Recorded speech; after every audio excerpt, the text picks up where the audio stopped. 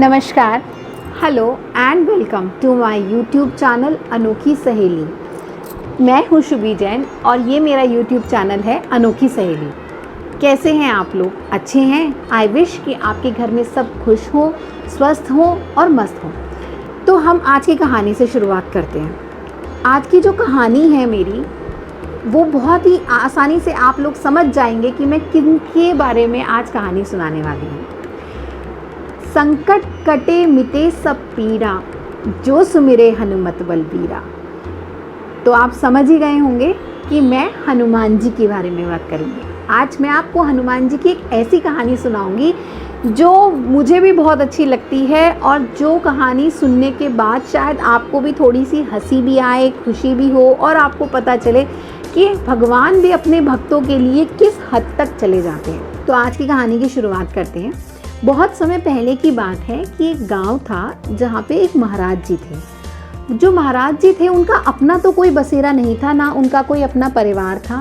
वो हमेशा राम भक्ति में लीन रहते थे और उनका ये नियम था कि वो गांव-गांव जाते थे और जिस भी गांव में वो जाते थे उस गांव में वो राम मंदिर में ही ठहरते थे और उसी राम मंदिर में बैठ के ठहर के वो वहाँ राम कथा सुनाते थे। ये उनका नियम था।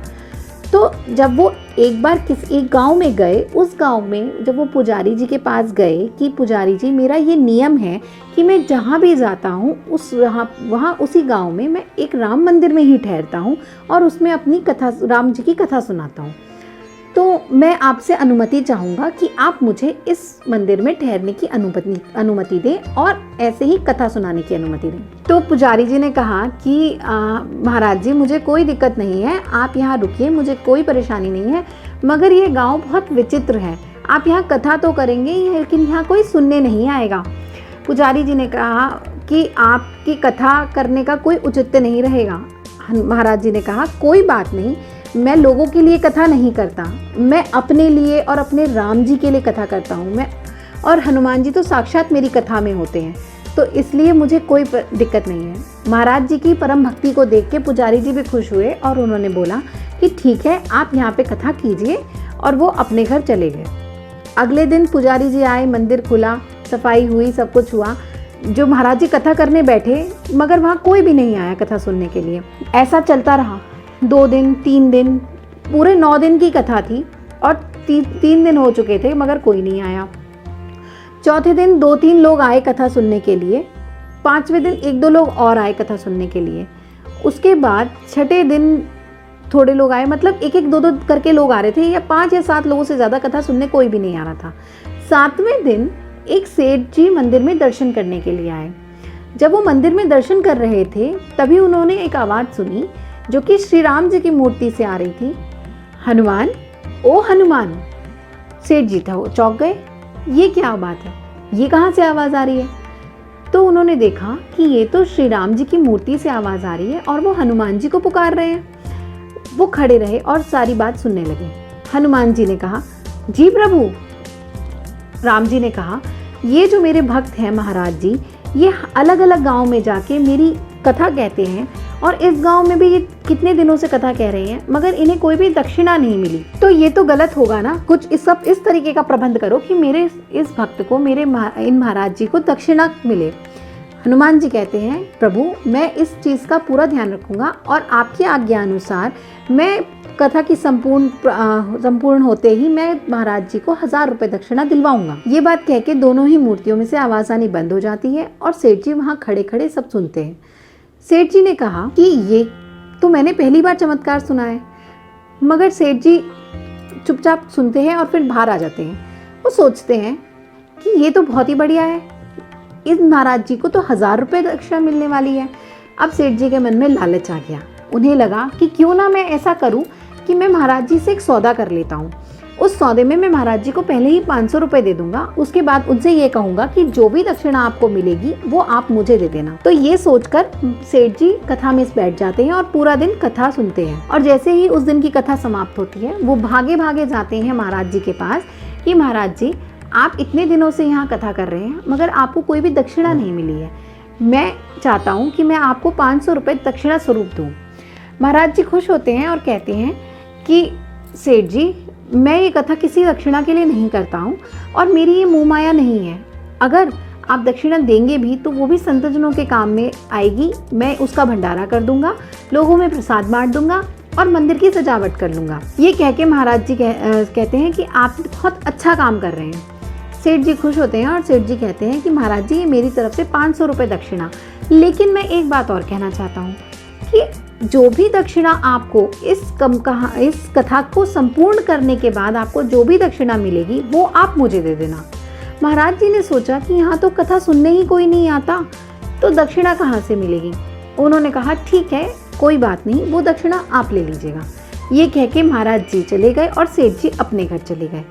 अब जब 9वां दिन हुआ और जिस दिन कथा की संपूर्ण होना था, जिस दिन कथा को, उस दिन गांव में ये बोला गया कि आज प्रसाद, क्योंकि आज कथा संपूर्ण हो रही है तो आज प्रसाद वितरण होगा और मंदिर को खूब सुंदर सजाया गया है।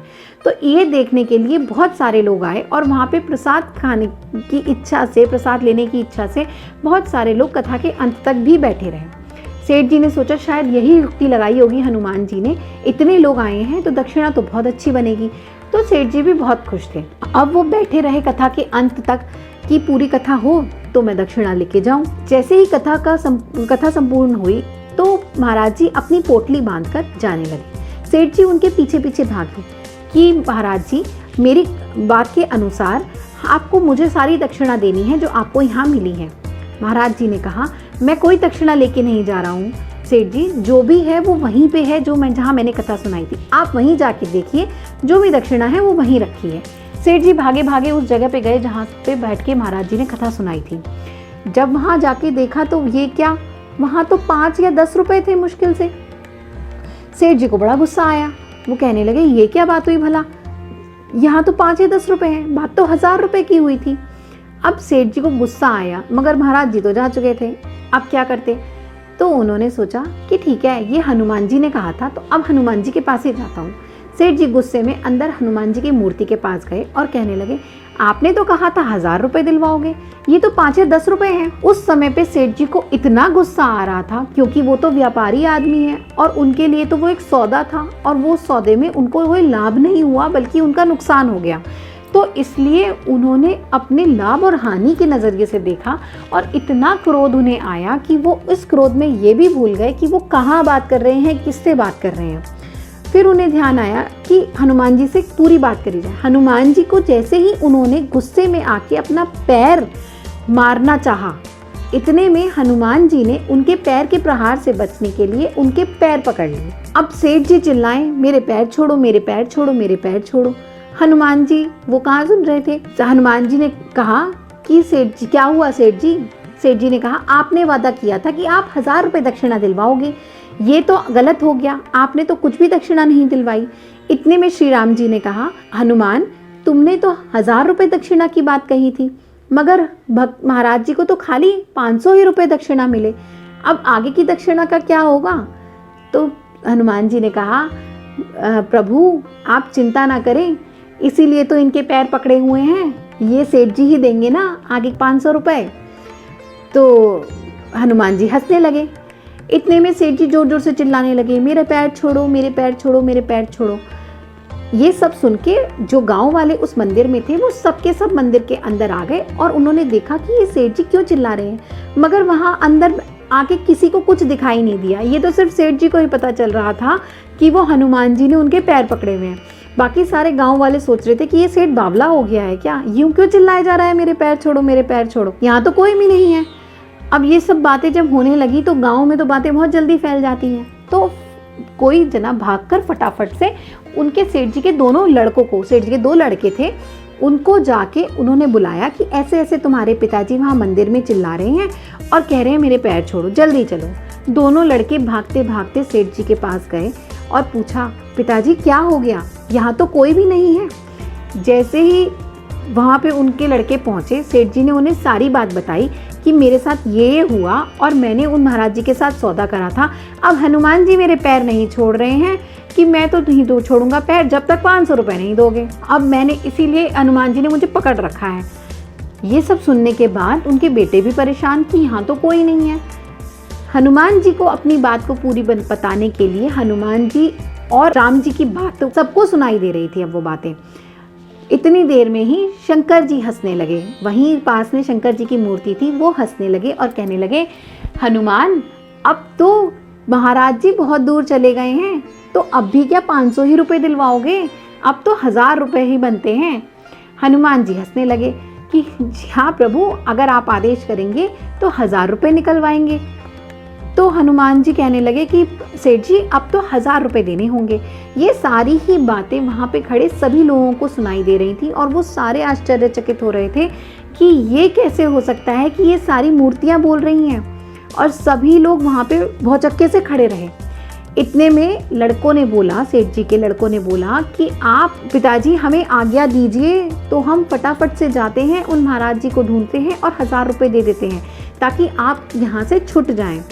अब सेठ जी बेचारे इतने मायूस हुए कि उन्होंने मायूस होके ही अपने पुत्रों को कहा, जाओ बेटा उन महाराज जी को ढूंढो और उन्हें 1000 रुपये दो ताकि मैं यहाँ से जा सकूँ। पुत्र भागते भागते गए, उन महाराज जी को ढूंढा और उन्हें 1000 रुपये दिए कि ये आपकी दक्षिणा है। महाराज जी अपने घर चले गए, वहाँ से अगले गांव के लिए चले गए और सेठ जी को हनुमान जी ने छोड़ दिया। हनुमान जी ने सेठ जी को छोड़ने से पहले श्री राम जी से पूछा कि प्रभु अब आपका आदेश हो तो इन्हें छोड़ दूं या कोई और आज्ञा है। हनुमान जी ने को हंसते हुए श्री राम जी ने कहा, कोई आज्ञा नहीं है तो हनुमान, तुमने बहुत अच्छी सेवा करी और उन महाराज जी को का पालन पोषण अब पूरी जिंदगी आराम से हो जाएगा, तो अब तुम इन्हें छोड़ दो। हनुमान जी ने सेठ जी का पैर छोड़ा और सेठ जी रोते, मायूस और पछताते हुए अपने घर के लिए वापस चले गए। तो ये थी हमारी आज की हनुमान जी की कहानी। क्या सीखा आपने इस कहानी से? मैंने तो ये सीखा कि भगवान अपने सच्चे भक्तों के लिए कहीं पे भी किसी भी तरीके से आगे आ जाते हैं। हमें उन सेठ जी ने लालच करा तो उसका उन्हें फल मिल गया। कभी भी किसी भी भगवान के सच्चे भक्तों को कभी ठगना नहीं चाहिए। उनके प्रति कभी लालच दिखाकर उनसे कोई माल हड़पना, कोई रुपया पैसा हड़पना, किसी का हक मारना हमें नहीं चाहिए। और अगर आपकी भक्ति में वाकई ही में सच्चाई है और आप सच्चे मन से भक्ति करते हैं, तो आप कैसे भी हो, आपके पास चढ़ाने के लिए कुछ ना हो, आपके पास मंदिर में दान दक्षिणा करने के लिए कुछ ना हो, मगर आपकी अगर भक्ति सच्ची है तो भगवान तक वो ज़रूर पहुंचती है। और आपको अपनी बारे में चिंता नहीं करनी चाहिए। वो भगवान हर किसी के बारे में चिंता करते हैं और उन्होंने सबका पालन पोषण करने की अपने ऊपर जिम्मेदारी ले रखी है। तो ये है आज की कहानी हमारी। आप लोग बताइएगा कि ये कहानी आपको कैसी लगी। तो thank you so much. Please like, comment, subscribe and share. नमस्ते।